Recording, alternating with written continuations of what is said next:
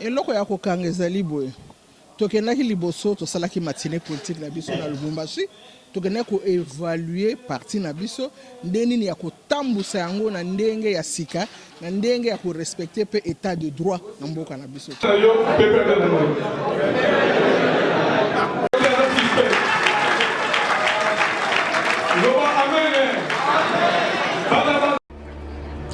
Allô? Kaya wa santé eza misunga? Ah! Katelinga lingala pour la santé à moi là. Mon fils, pour ma santé, Misunga? ah, Katelinga lingala. Bandeko, misunga ezali kokatela motu lingala te. Oh! Ezali mitwe de santé. Oyo epesameli na bato nyonso. Employé to non employé, motu nyonso oyo akoki kaka kocontribue na mbongo mokie. Na fin du mois, po ete mokolo akobela, misunga ezwa soin na ye ya malamu na bahopito nyonso ya minene ya République démocratique du Congo. Soki maladi na yo bakoki kotraite yango awa na Congo te, misunga akozwa charge na yo okende kozwa soin na bamboka lokola Afrique du Sud, Turquie, Suède, Russie to Inde. Kala mingi te na bamboka mosusu. Soki moto oyo misunga ezwaki charge na ye mpo na basoin, Nzambe akamati molimo na ye, misunga akosokipe na mpe Gambia. Ate bandeko bazali libanda bakoki koadere bandeko na bango ya Congo po ete bazwaka soin awa na mbongo bango bazali na misunga ta santé c'est ta vie. Balendia Congo France, madame na kati ya tranche moto sur la kwetali politique ya mboka Congo. Lelo vraiment tozali awa na esika monene otoyebi ba IPPRD ba ekosala budget ya parti na bango PPRD auto parti PPRD parti cher ya sénateur à vie Joseph Kabila Kabange lelo nde ba ekosangana babandaki conférence na bango il y a de cela presque 3 jours on va ça la plan budgétaire il y a parti na bango PPRD mingi balobi ete est-ce que c'est normal bango ba ko luka kaka tango bango bazaka na bokondi est-ce que baninga bapesaka pe ba parti politique mususu ba budget yango omoni teza na bande ko mususu o bazali tant que ba communicateur ya PPRD ba meki ko expliquer comment et fonctionnaka pour komati na niveau de l'état financé parti na bino. Donc il y a des étapes et par étapes. Pour te dire que ça ba parti mususu ezalanga ba parti à mallette mais on a parti politique. D'autant européen ça moi libenga wana komi ya bangonde et komi alia yango il y a des procédures au elandamaka pour que l'état ameka ko financer parti politique na bino yango na PPRD bango lelo basanganya wana na esika monene ya Congo pour être ba meka ko ça l'évaluation il y a parti na bango sur le plan budgétaire boyo qui montant ba pesi pourcentage peut pas si chaque membre il y a PPRD à Kobanda ko contribuer pour être ba koma na nini na budget na bango pour PPRD et Kende Liboso. Merci beaucoup Christian Touré Kenzo to landano mayo ba koloba comme ça to chuter na suka.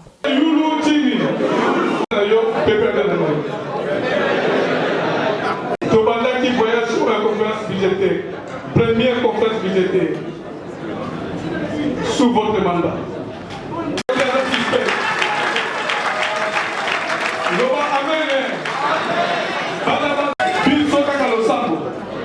Voilà. Camarades membres, c'est les invités.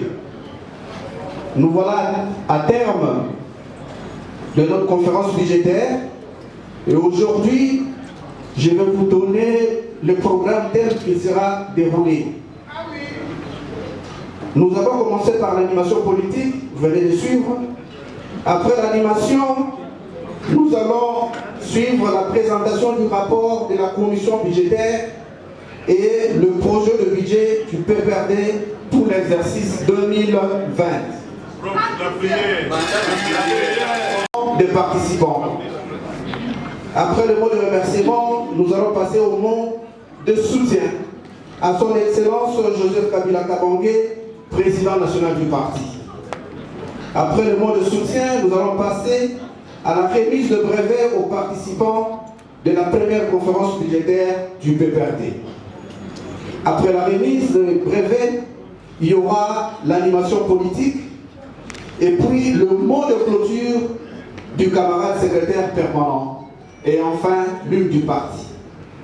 Pour commencer, nous allons nous remettre à Dieu, le Créateur, celui-là même, le même. Maintenant que s'achève la conférence budgétaire du parti, Seigneur, merci de nous remplir de ton intelligence, Seigneur, afin que nous puissions continuer cette œuvre et que le parti demeure uni. Remplis notre président national, le camarade Joseph Kabila Kabange, de ton intelligence et de ta sagesse, afin que, Seigneur, que nous puissions arriver, Seigneur, dans nos projets, que nous puissions terminer et que nous puissions aboutir à tout ce que nous voulons faire dans ce parti. Accompagne chacun de nous, Seigneur, tous les camarades qui vont rentrer dans les provinces, qui vont rentrer, Seigneur de gloire, et aide aussi le secrétaire permanent, le camarade Emmanuel Ramazani Chatari, à pouvoir bien conduire ce bateau, ainsi que tous ses collaborateurs. Et merci pour tout ce que nous allons faire. Au nom de Jésus-Christ, nous avons ainsi prié. Amen. Après cette brève prière, à la présentation du rapport pour l'examen. Viva! Viva! Viva! PPRD, viva! Viva! Viva! Viva! Victoire! Joseph Kabila, président national.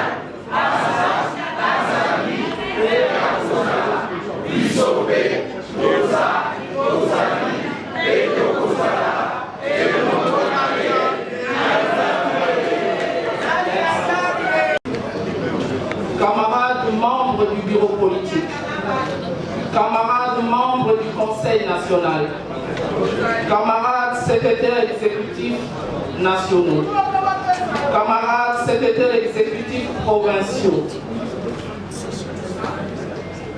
camarades membres des structures spécialisées et des cellules de base du parti, chers participants, distingués invités. La première conférence budgétaire du PPRD est un sélampion. Pour que cette innovation dans la sphère politique de la RDC puisse se concrétiser, ayant véritablement la passion du gouvernement,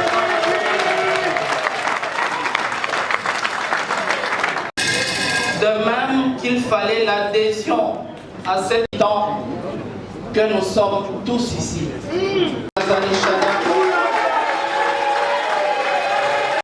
Ont été identifiées telles qu'elles sont renseignées 1-3.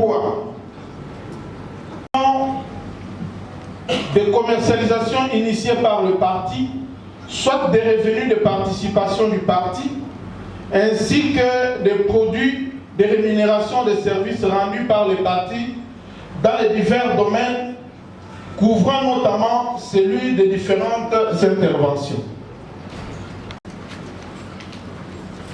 Point 4.1.4. Recettes des subventions de l'État. Comme nous l'avons dit précédemment, la commission budgétaire du PPRD constate que la loi des finances pour l'exercice 2020 n'a rien prévu pour le financement des partis politiques. Point 4.2 de l'analyse des prévisions des dépenses du parti. Le groupe dépenses a été dirigé par la camarade Louise Munga Messozi, présidente assistée par le camarade Lianza Ea Lianza Pierre, vice-président, et le camarade Serge Ngoï Kabingila, rapporteur. Conformément aux termes de référence, le groupe chargé de l'analyse des prévisions de dépenses a été subdivisé en 4 sous-commissions, à savoir 1. La sous-commission en charge des dépenses d'équipement et investissement. 2. La sous-commission en charge des dépenses de fonctionnement du parti. 3. la sous-commission en charge des rémunérations et traitements divers. 4. La sous-commission en charge des interventions sociales et activités politiques à impact visible. On retrouve les frais liés aux activités, les grandes mobilisations de masse d'une part, organiser des sessions au président national du parti. Lui qui a écouté, qui a entendu toutes les préoccupations et les soucis de tous les camarades qui sont déplacés à Lubumbashi lors de notre dernière matinée politique. Ce que nous faisons aujourd'hui, c'est la mise en œuvre d'une des résolutions de recommandations pertinentes de Lubumbashi. Camarades, pendant la conférence budgétaire, nous avons eu la chance, nous les participants, je parle au nom de tous les participants, nous avons eu la chance de connaître, de comprendre même le fonctionnement du parti. C'est une aubaine. Nous vous remercions, camarades secrétaires permanents.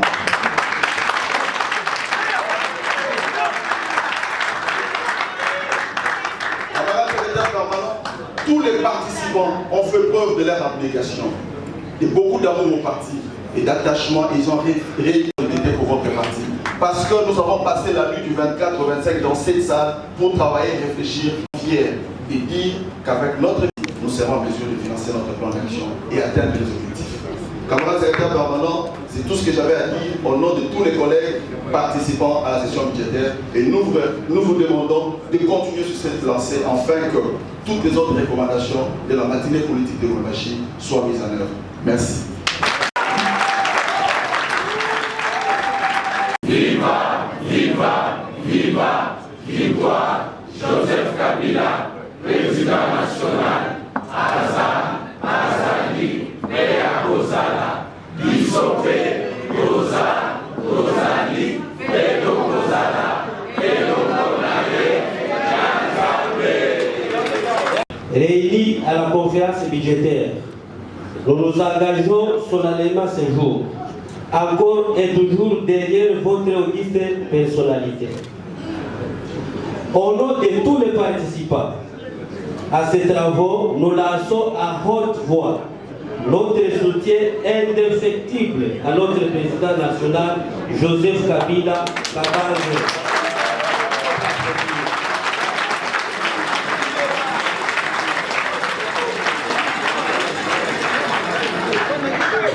Que les ciels et les ancêtres de notre pays vous protègent à jamais.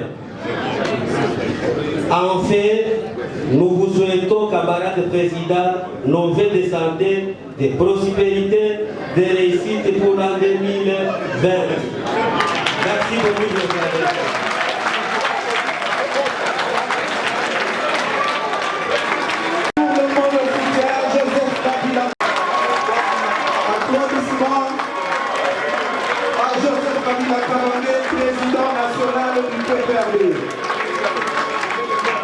Dans la commission et les partis comptent subvenir à ses besoins au moment opportun lorsque les situations se présentent pour les activités du parti. Et comment vous comptez mobiliser les ressources? Oui, les ressources sont mobilisées à travers toujours les mandataires et les cotisations des membres effectifs. Maintenant, pour nous, pour la province du Nord Kivu, c'est comme je venais de le soulever, c'est une province qui traverse des moments difficiles, surtout dans les PPRD. Mais les partis, au niveau national, comptent apporter quelque chose pour que les partis soient bien installés dans ce coin-là. eloko ya kokanga ezali boye tokendaki liboso tosalaki matinée politique na biso na Lubumbashi tokendaki koévaluer parti na biso ndenge nini ya kotambusa yango na ndenge ya sika na ndenge ya korespecter pe état de droit na mboka na biso.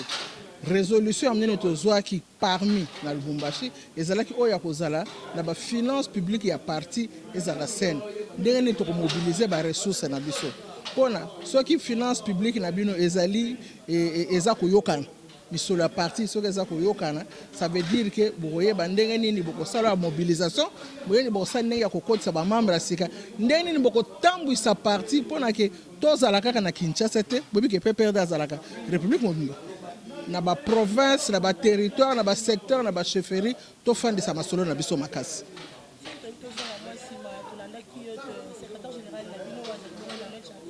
Azan Chalari. Après, c'est qu'il y a une proposition que le gouvernement en place va financer ma partie politique. Question est-ce que plus longtemps que ça qui peut financer, qui peut financer? Madame, il faut tout le moi. Ce n'est pas secrétaire permanent Nabiso, mais à 5 qui va financer ma partie. Ils allaient une subvention à l'État. Ils allaient mobeko oye et kambaka ba parti politique na kati nango et prévoyait que opposition azala na chef de file. Chef de file wana azana rentre ba azana ti ministre wa ko kamba opposition Mbappé azana ba avantage au l'État il faut futaye. Depuis to banda makambo ya démocratie, opposition de asala mbilinga alakisa jamais porte-parole na ye ndenge mobeko wana esengi. Na même mobeko esengami que l'État a sa subvention na ba parti politique. Mais pendant l'État a sa bino subvention, a sa bino misolo. Ezalité que pour yo semi sonner l'État ko pesa yo. Il faut d'abord la gestion na yo orthodoxe. Oye ba ko présenter l'État que misala to sala ka ya biso ressources to mobiliser ke zaboye ya biso dépense to sala to zala ka pe na budget na biso ezaboye na wana nde l'État akoyeba ndenge nini akopesa bino misolo. Merci.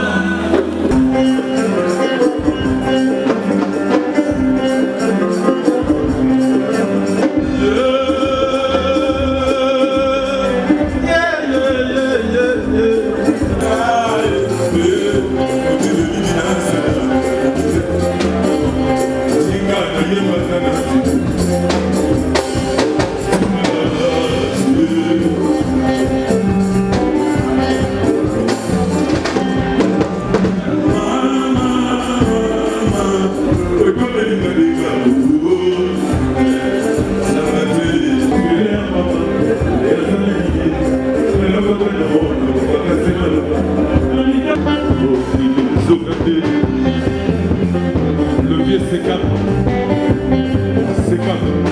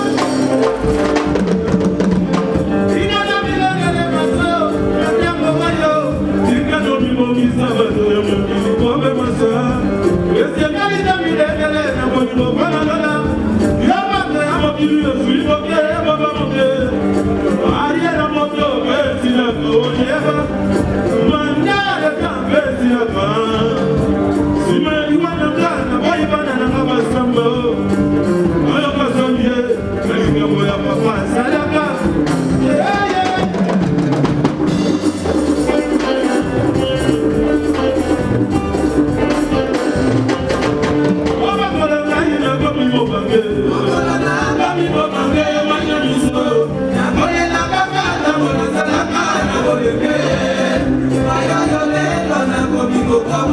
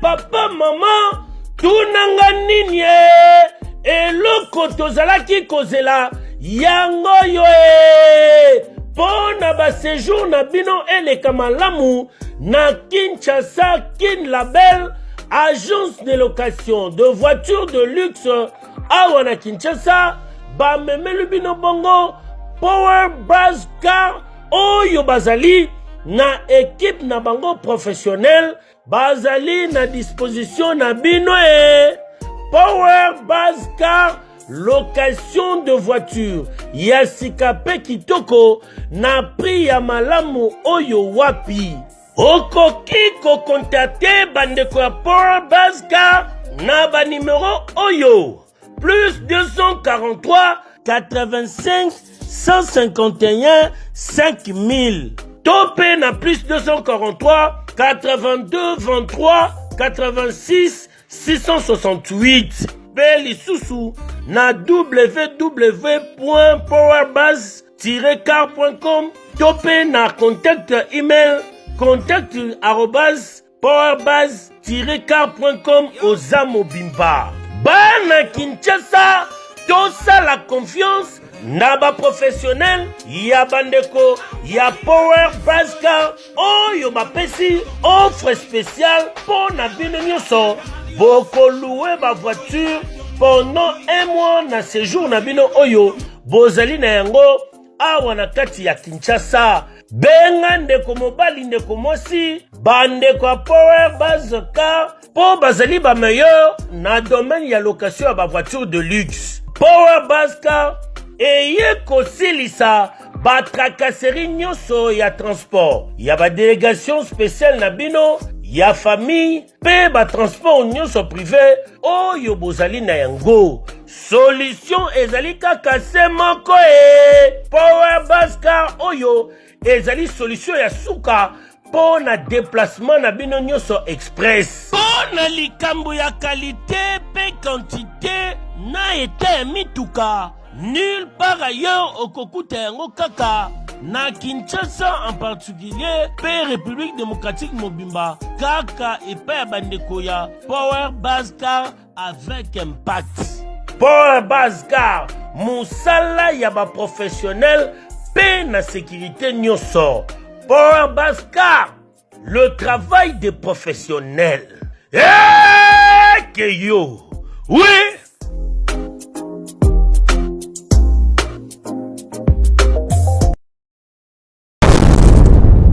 Congo France.